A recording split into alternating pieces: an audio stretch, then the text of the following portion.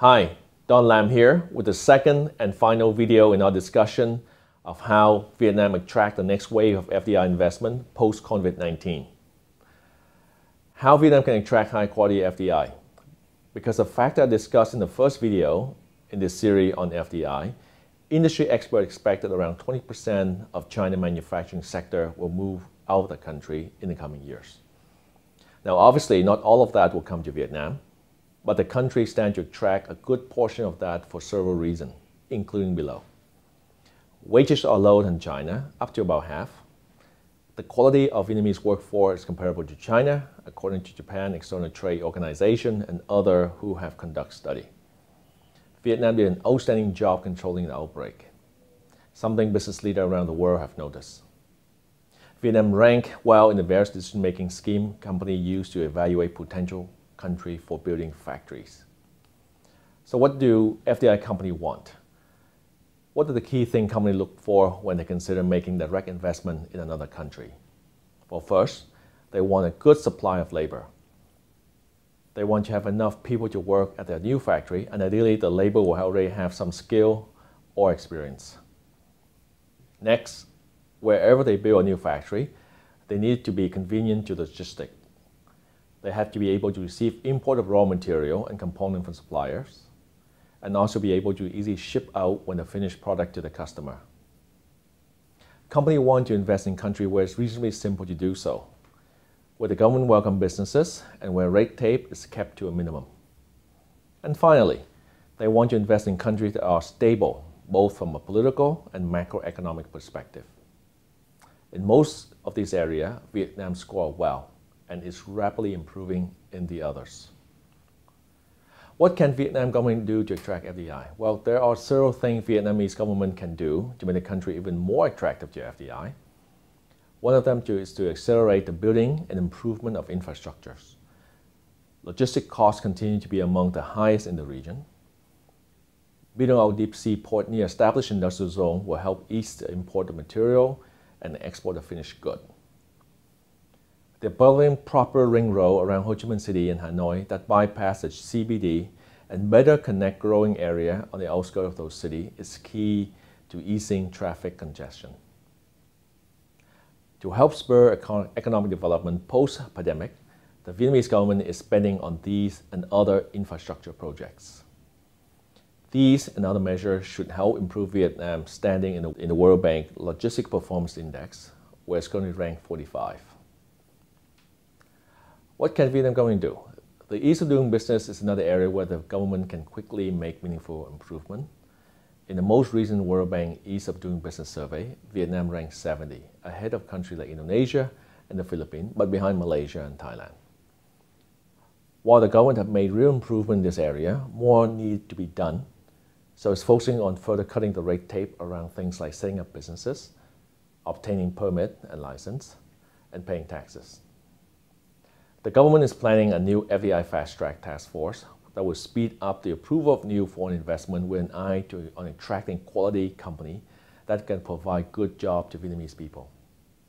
This task force, which I'm very honored to have been asked to join, will closely work with a multi-ministry working group headed by the Deputy Prime Minister, which has a mandate to advise on new ways to attract new investment. So those are some action the government is taking now, which can be implemented in the near terms. Longer term, there are several other initiatives the government may consider to attract more quality FDI. It can set up a standalone investment promotion agency that actively markets Vietnam advantage as an FDI destination around the world. The country can no longer just wait for investment to arrive, it needs to proactively seek it out. Improve vocational training for workers. As a higher level manufacturing involved, employees need to upgrade their skill to meet employee demand. Invest in R&D and upgrade technical university. Again, more complex production and services require highest level of skill. This has been extremely successful industrial development strategy in China. Finally, the government can encourage the formation of industrial cluster around desirable industry. More about cluster industrial development. Cluster industrial development was the first promoted by a noted professor from Harvard Business School. What this entails is fostering a concentration of manufacturers and suppliers, along with university and research institute in one city or region. Silicon Valley is perhaps the most famous example, but Boston is another, where the biopharmaceutical industry had been built up around the city's great university and hospitals. Today, a range of companies are based in this cluster, from those that make medicine to medical device and other equipments. The cluster strategy would have the dual benefit of maximizing FDI and giving companies more confidence to locate their higher value-added production in the country. A note on FTA and tax incentive. The government can also continue to negotiate and enter free trade agreements. The EU-Vietnam Free Trade Agreement was recently ratified, and this agreement will gradually remove tariffs, strengthen intellectual property law, and further solidify the relationship. But Vietnam is already a party to more free trade agreement than any other country in the world, and it is currently negotiating regarding a few more. These agreements are tangible proof of Vietnam's desire to fully economically integrate with the world. Finally, a word about tax. Oftentimes, countries use a range of tax incentives to attract investment. And of course, who doesn't like a tax break? But the fact is, offering overly generous incentive is not critical for Vietnam to continue to be successful in attracting FDI. And the tax revenue can be spent on things like infrastructure, education, healthcare, and other areas that are important to the country's continued growth and development.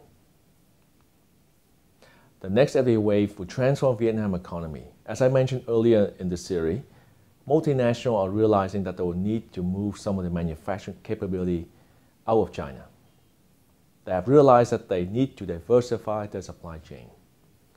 Some of those MNCs are expected to move to Vietnam, where wages are lower, is close to Asian supply chain, and which is not embroiled in the US-China trade war, which will likely persist for a foreseeable future.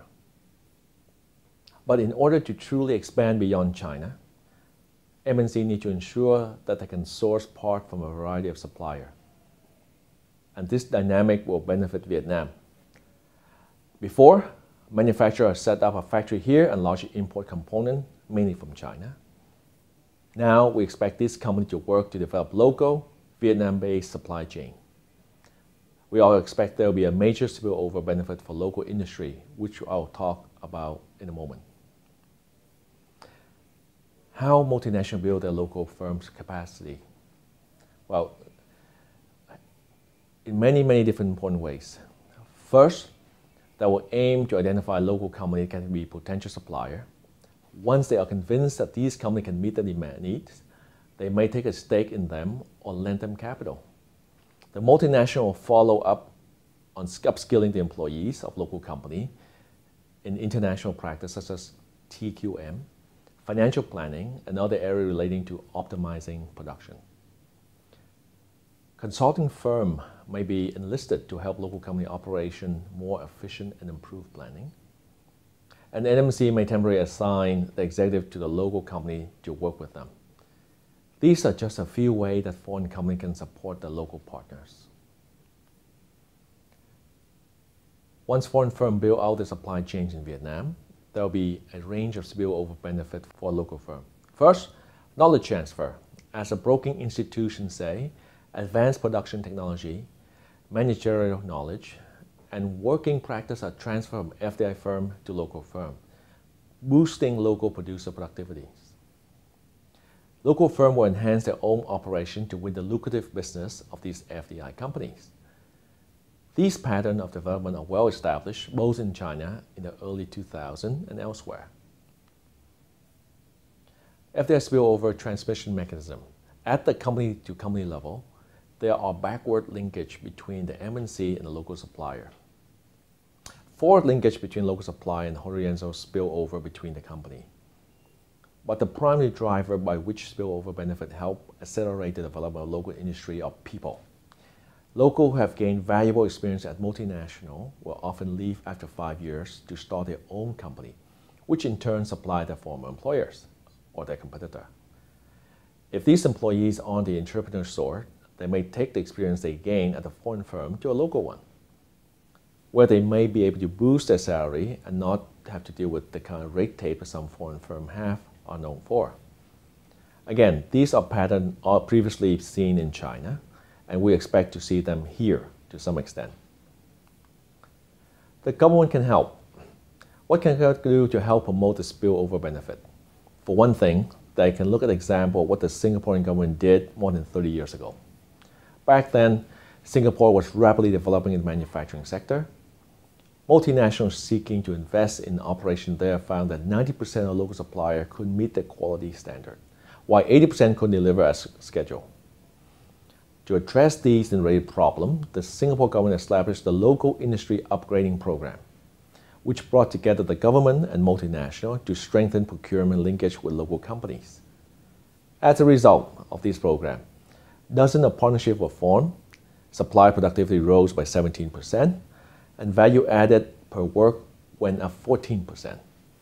Ireland was also embarked on a similar campaign in the late 80s and early 90s, which resulted in productivity rising by 36% and supply sales spiking 83%. So Vietnam would do well to look at what Singapore did, tailor it to the current environment, and implement something similar. In closing, the outbreak had only served to accelerate the trend on manufacturing moving more operation to Vietnam. It's exposed an over-reliance many companies may have on China, or really any one single country.